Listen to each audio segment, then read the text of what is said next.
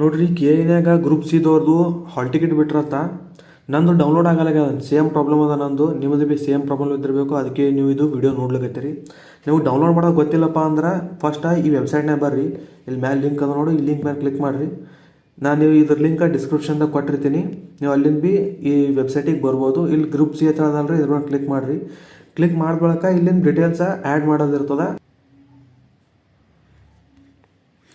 ಇಲ್ಲಿ ನೋಡ್ಬೋದು ನಾನೊಂದೆಲ್ಲ ಡೀಟೇಲ್ಸ್ ಇಲ್ಲಿ ಆ್ಯಡ್ ಮಾಡೀನಿ. ಆ್ಯಡ್ ಮಾಡಿದ ಬಳಕ ಇಲ್ಲಿ ನೋಡ್ರಿ ಸಬ್ಮಿಟ್ ಅಂತ ಆಪ್ಷನ್ ಕ್ಲಿಕ್ ಮಾಡಿ ಏನು ಹೊಂಟದಪ್ಪ ಅಂದ್ರೆ the candidate name application the number does not exist or does not match ಅಂತ ಹೊಂಟದ. ಇದು ಯಾಕೆ ಹೊಂಟದ ಅಂತ ತಿಳಿಯಲಾಗ್ಯದ.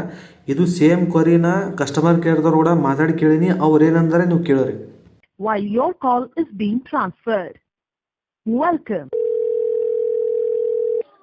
ಹಲೋ ಹಲೋ ರೀ ಮೇಡಮ್. ಹೇಳಿ ಮೇಡಮ್ ನಂದು ಅಡ್ಮಿಟ್ ಕಾರ್ಡ್ ಡೌನ್ಲೋಡ್ ಆಗಲಾಗ್ಯದ್ರಿ. ಸರ್. GK ಪೇಪರ್ ಇದೆಯಾ ಸರ್ ನಿಮ್ಮದು? ಹಾಂ, 2 ಪೇಪರ್ ಅವ ರೀ. Group C HL group C ಹಾಕಿದ್ದೀರಾ? ಹಾಂ ಹೌದ್ರಿ ಮೇಡಮ್. ಡೌನ್ಲೋಡೇ ಆಗಲ್ಲ ಮೇಡಮ್. ಇವಾಗ ಇದು ಏನೋ ಹೊಂಟದ್ರಿ, ನೇಮ್ ಇಲ್ಲಂದ್ರೆ ಅದು ID ತಪ್ಪದಲ್ಲತ್ತದ್ರಿ.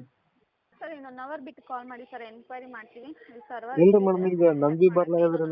ನಂದು ಒಬ್ಬಂದೇ ಬರ್ಲಾಗಿತ್ತು ಅಂದ್ರೆ ಹೆಂಗಾರ ರೀ ಮೇಡಮ್. ನಮ್ಮ ಅಣ್ಣಂದು ಭೀ ಬರ್ಲಾಗ್ಯದ್ರಿ. ಸ್ವಲ್ಪ ಇಶ್ಯೂ ಇದೆ, ಚೆಕ್ ಮಾಡ್ತಾ ಇದ್ದಾರೆ.